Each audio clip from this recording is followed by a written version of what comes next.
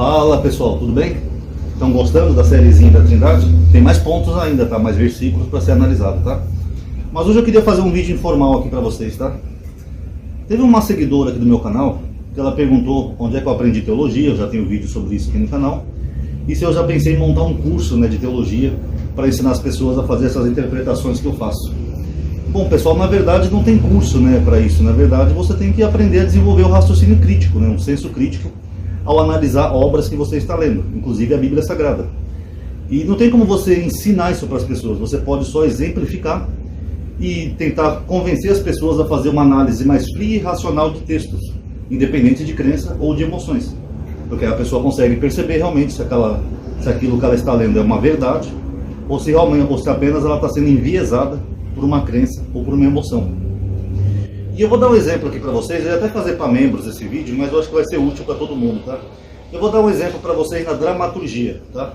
Eu já fiz um vídeo aqui uma vez falando como a ficção encanta a gente, né? Que a gente fica, às vezes, a gente chora, se emociona, ri, né? Com obras que são meramente fictícias.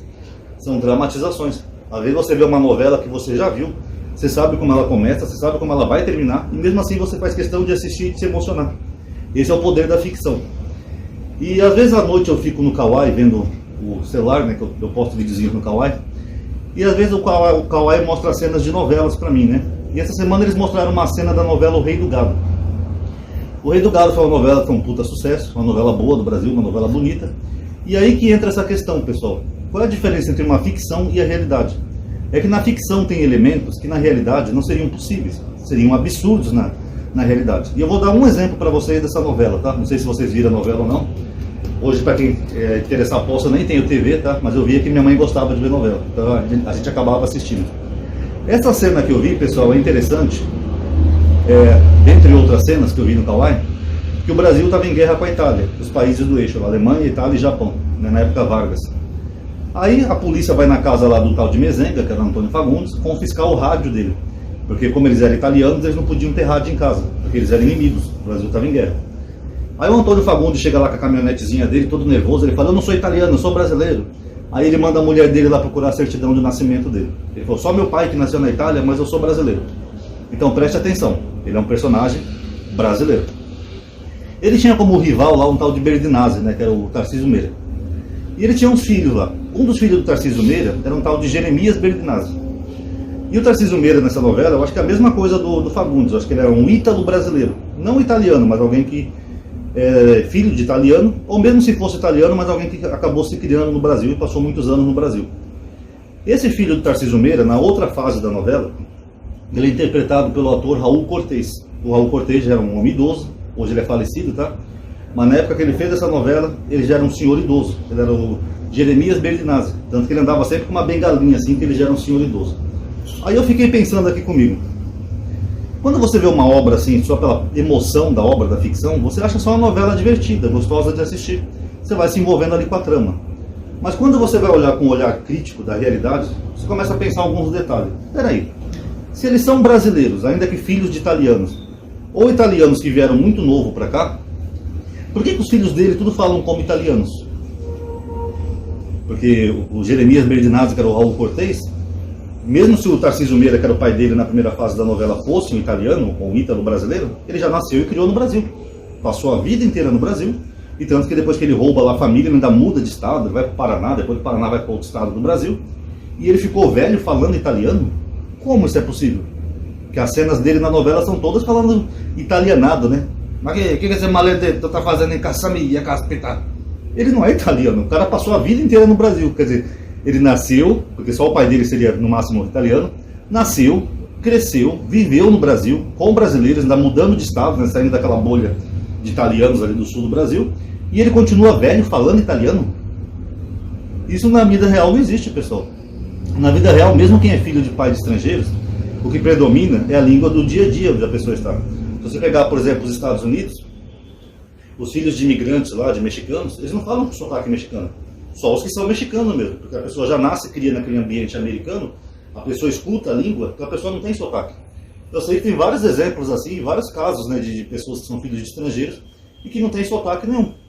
Por exemplo, quando eu fui gerente de loja, Tinha um senhor judeu que ele gostava muito de mim e eu dele, né, o senhor Davi. Ele já era idoso também, não sei nem se ele é vivo hoje em dia. E o senhor Davi, ele era brasileiro, mas ele falava com sotaque argentino, porque a família dele mudou quando ele era pequeno para a Argentina, então ele se criou na Argentina. Então, até hoje, mesmo idoso, ele ainda fala com um certo grau de sotaque argentino. Tanto que esse buenas, que eu gosto de usar, ele falava também. Ele chegava na loja e falava buenas, que é uma coisa porque ele se criou na Argentina, mas é brasileiro. Já os filhos dele, ele tinha 2 filhos que inclusive se formaram rabinos, tá? O senhor Davi vivia enchendo o saco pra mim, fazer conversão pro judaísmo, mas era um amor de pessoa, eu gostava muito dele. E os filhos dele nasceram lá na Argentina, só que não tinham sotaque nenhum da Argentina, porque eles vieram cedo pro Brasil, então eles criaram aqui no ambiente brasileiro. Então, mesmo ouvindo o pai falar o tempo todo com sotaque argentino, eles não tinham sotaque nenhum argentino. E o pai, apesar de ser brasileiro, tinha. Tanto que quando eu conheci os filhos dele, eu falei, mas por que o senhor que é brasileiro fala como argentino e eles que são argentinos falam como brasileiro? Porque é o ambiente que você está, o que predomina no seu jeito de falar. E não a influência de pais. Isso aconteceu até na minha família também, né? Depois que meu pai faleceu, minha mãe foi para Porto Alegre, né, Rio Grande do Sul. Eu era bebê, eu não falava ainda, mas a minha irmã, que era mais velha que eu, ela começou a falar que nem gaúcho. Bah, mãe, tu tem comida para comer? Você vê, o breve instante que ela passou lá, ela já pegou o sotaque gaúcho. Enquanto que minha mãe, que era gaúcha, ela não tinha sotaque nenhum. Porque minha mãe veio para São Paulo e passou a vida em São Paulo. Então, se você passa a vida num lugar, é claro que o seu jeito de falar vai se adaptar ao seu meio, né? Você vai acabar falando com as pessoas que estão no seu redor. Então eu fico pensando, como é que nessa novela, só um exemplo hipotético, tá, para ilustrar para vocês, o cara nasce, cria no Brasil e fica um velho idoso ainda falando como italiano. Então para mim não faz o menor sentido. Sendo que, segundo essa outra cena que eu falei para vocês, eles seriam até brasileiros, né? Até o pai dele seria brasileiro. Então como é que ele fala que ele é italiano se ele não está na Itália? Vocês notaram a diferença? Então são esses pequenos detalhes que separam a ficção da realidade. Porque na ficção, absurdos é possível, na realidade não. Vou até dar mais um exemplozinho para vocês. Por exemplo, personagens que voam. Se você pegar, por exemplo, o Superman ou o Homem de Ferro, né, são personagens que voam, né, das histórias em quadrinho. Só que se fosse na realidade, eles não iam conseguir fazer nada. Porque o ser humano, nós temos o pescoço reto, nós somos eretos, né? A gente evoluiu, nós ficamos eretos. Então a gente tem o pescoço reto, a gente olha para frente, ó, esse é o nosso campo de visão. Se nós voássemos que nem eles voam deitados, assim, na horizontal, a gente só ia enxergar o chão, porque o nosso pescoço é reto, então nossos olhos iam ficar para baixo. Então a gente só ia enxergar o chão e ia bater a cabeça em qualquer lugar, num prédio, no muro, em qualquer lugar, porque o nosso campo de visão não ia ser para frente, ia ser para baixo, se a gente voasse deitado que nem eles. Já os pássaros e aves, não, eles têm o pescoço curvo assim para cima, justamente para evitar isso, para eles enxergarem para frente, e não para o chão. Então não fazia o menor sentido na vida real personagens que voam. Mesmo se alguém tivesse uma empresa de alta tecnologia e conseguisse fazer o traje lá do Tony Stark, do Homem de Ferro, com a capacidade de voar em tudo, essa pessoa não ia conseguir conduzir um voo. Porque o campo de visão humano, voando na horizontal é para baixo. A não ser que a pessoa voasse de pé assim, ó. Aí a pessoa ia enxergar melhor, porque senão não teria como. Então são esses pequenos detalhes que separam a ficção da realidade. E a Bíblia é a mesma coisa. Quando você lê a Bíblia sob o olhar religioso, aquela emoção toda, medo de inferno, medo de Jesus te mandar um câncer ou jogar um raio na sua cabeça, você não percebe os detalhes, você está preso ali na história. Que nem aquele filme Matrix. Você está enxergando uma história que é irreal, mas você está preso ali na história. Você não consegue enxergar que aquilo ali não é real. Você não consegue ver a realidade. Aliás, muito bom esse filme, né? Ele revolucionou o cinema, né? Matrix. É a mesma coisa, é a Bíblia.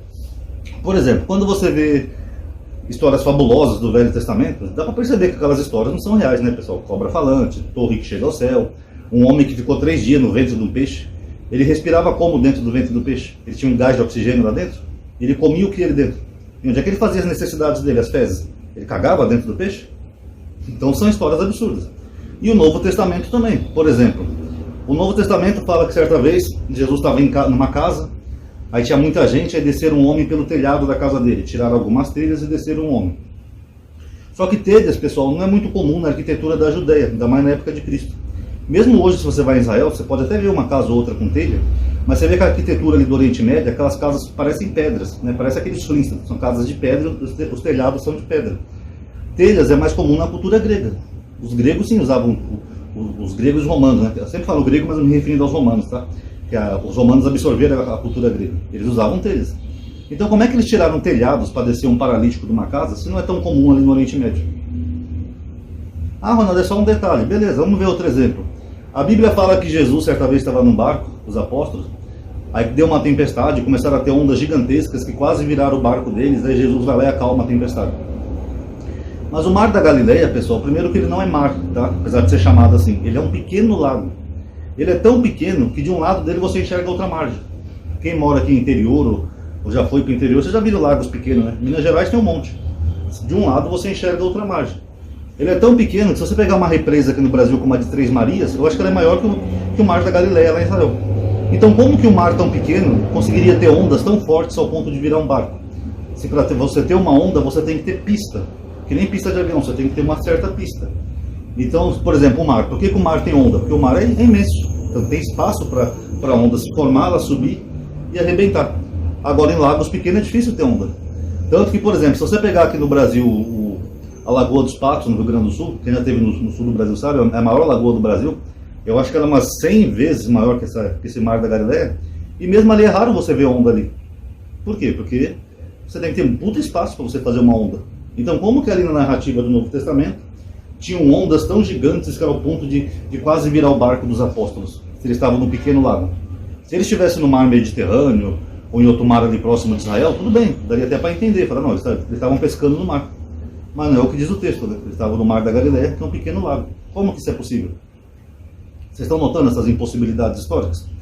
Jesus é preso à noite no Monte das Oliveiras. Aí ele é levado à casa de Caifás, onde o Sinédrio se reúne. Eles julgam Jesus, né, e levam Jesus para Pilatos. No outro dia, Pilatos já manda açoitar, crucificar ele e pronto, ele morre. Primeiro que essa história se passa muito rápido, né? Isso não condiz em nada com a realidade. Não tem nem como, pessoal. Primeiro, essa situação da prisão de Jesus e condenação se passa numa véspera de Páscoa. Na véspera de Páscoa, os judeus estão tirando os fermentos da casa. Eles estão se preparando para a Páscoa. Por isso que é chamado dia da preparação. A festa vai ter um dia de Páscoa e depois 7 dias de ázimos, tá? Comendo pães ázimos, sem fermento. Então o Sinédrio judeu, ele jamais iria se reunir na Páscoa, ou na véspera da Páscoa. Isso não tem como, pessoal. Porque eles teriam que estar se preparando para a festa judaica. Ah, Ronaldo, mas se tivesse um criminoso que fosse preso ali, que coincidiu que seja na Páscoa, eles iam deixar preso, esperar passar a Páscoa e depois julgar. Esse é o procedimento correto. Até porque um julgamento judeu, pessoal, ele tinha que durar no mínimo 40 dias. Tá? E tinha que ter 2 testemunhas. É daí que vem a referência do Apocalipse, que fala de 2 testemunhas. Porque ele tinha que ter 2 testemunhas para provar que aquela pessoa era culpada. Então não existe julgamento relâmpago como esse que houve na história de Jesus, ainda mais numa época de Páscoa. O que seria altamente blasfêmico. A Páscoa é uma das festas mais importantes para os judeus. Eles jamais iriam se reunir em Sinédrio na Páscoa e fazer um julgamento relâmpago. Então não bate com a história real. Ah, Amadinho, mas ali Jesus eles já estavam preparando para matar Jesus. Não, mas eles não iam violar a lei por isso. Eles iam deixar Jesus preso, esperar passar a Páscoa, normal. Depois que passasse a Páscoa, eles iam retomar os julgamentos. Fora que também eles não iam deixar os corpos na cruz no sábado, né, na véspera de Páscoa, ou no dia de Páscoa. Tanto que João menciona isso, né, que eles pedem o corpo de Jesus para não deixar os corpos pendurados na Páscoa. E é engraçado que o Evangelho só fala de Jesus, né? E os outros 2 ladrões? Os corpos deles ficaram pendurados na Páscoa? Então aí você começa a perceber que não é uma história real. E Barrabás, né, que foi solto, por que Pilatos não falou desses 2 ladrões que estavam com Jesus? E que costume é esse? De onde é que eles tiraram esse costume de soltar um preso? Ainda mais rebeldes contra Roma. Os romanos jamais soltariam um preso em ocasião nenhuma, nem por festa, nem por costume. A não ser que fosse uma coisa diferente, né, uma exceção. Mas nesse caso, assim, como a Bíblia dá a entender que era um costume em toda a Páscoa soltar um prisioneiro, isso não é mencionado por ninguém. Nem Talmud, nem Flávio Josefo, ninguém sabe desse costume. Aí, que nem eu falei do exemplo da novela, você começa a perceber que a história pode não ser tão real assim. É só uma história que emociona as pessoas até hoje, faz as pessoas ficarem apaixonadas pela história, com empatia, mas não condiz com a realidade. Todos esses absurdos. Jesus, por exemplo, ele é preso numa noite e no outro dia ele já está morto. Tanto que o Evangelho de João fala que quando foram pedir o corpo a Pilatos, João não, Marcos, perdão, aí Herodes se admirou porque ele já estava morto, porque uma crucificação demorava dias. A pessoa ficava pendurada na cruz até morrer. Então a pessoa, no mínimo 3 dias para a pessoa morrer. Então como que Jesus morre de uma forma tão rápida assim? Faz algum sentido para vocês? Não, pessoal, ele não era uma cadeira elétrica, não era um tiro, era uma crucificação. É um tipo de pena que nós sabemos pela história que não era uma pena instantânea. O objetivo dos romanos era justamente fazer o prisioneiro sofrer bastante. Então o caboclo ficava lá pendurado, sofrendo até ele morrer. Mas no Novo Testamento não, Jesus é preso num dia, no outro dia ele já está morto, acabou tudo. É uma história relâmpago.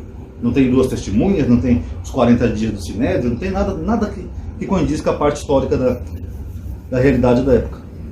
Então essa é a diferença da ficção e da realidade. A ficção você pode sim se emocionar com histórias, se encantar com histórias, Porque elas são feitas para isso, dramaturgias, ficções, para você se envolver, se encantar.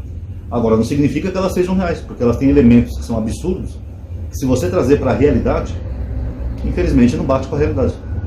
Assim como eu falei, assim como voar deitado seria uma coisa estúpida, que você ia bater a cabeça no muro, a mesma coisa é a história de Jesus. Tem uma série de elementos ali, detalhes, que as pessoas não observam, que não condiz com uma história real. Quando você vai analisando assim, trechinho por trechinho, você começa a falar, peraí, isso aqui é impossível, isso aqui é improvável, isso aqui não tem como, isso aqui é absurdo. E assim por diante. Em breve eu estou pensando em fazer algum tipo de análise assim, talvez para membros, né, de algum livro da Bíblia, se bem que eu já faço aqui para todo mundo, né? Mas mostrando um pouco por que essas histórias são improváveis e impossíveis, tá? Por que elas só existem no campo da ficção. Porque se a gente for trazer esses detalhes para a realidade, pessoal, não tem como. Que nem como é que Moisés fez um bezerro de ouro no deserto? Moisés não, Arão, né? Moisés estava lá no monte. Ah, mas eles pegaram os brincos e as joias que eles trouxeram do Egito. Beleza. Dá para fazer, para você fundir ouro, você tem que ter um forno e você tem que ter uma temperatura de 1053 graus. Você tem que ter combustível. O que Arão usou como combustível ali? Areia? Não, areia não é combustível. Tinha alguma selva ali perto, ou madeiras para ele fazer, ou carvão para ele poder fazer mais de 1050 graus para derreter o ouro?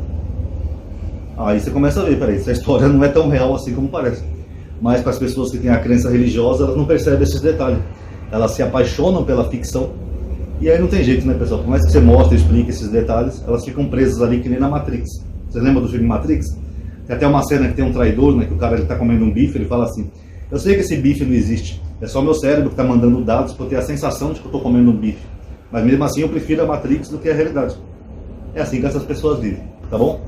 Então aí, pessoal, quem gostou dá um like no vídeo, tá? Isso vai ajudar a aumentar a atividade e alcance, tá bom? Obrigado aí por ter assistido, paz a todos.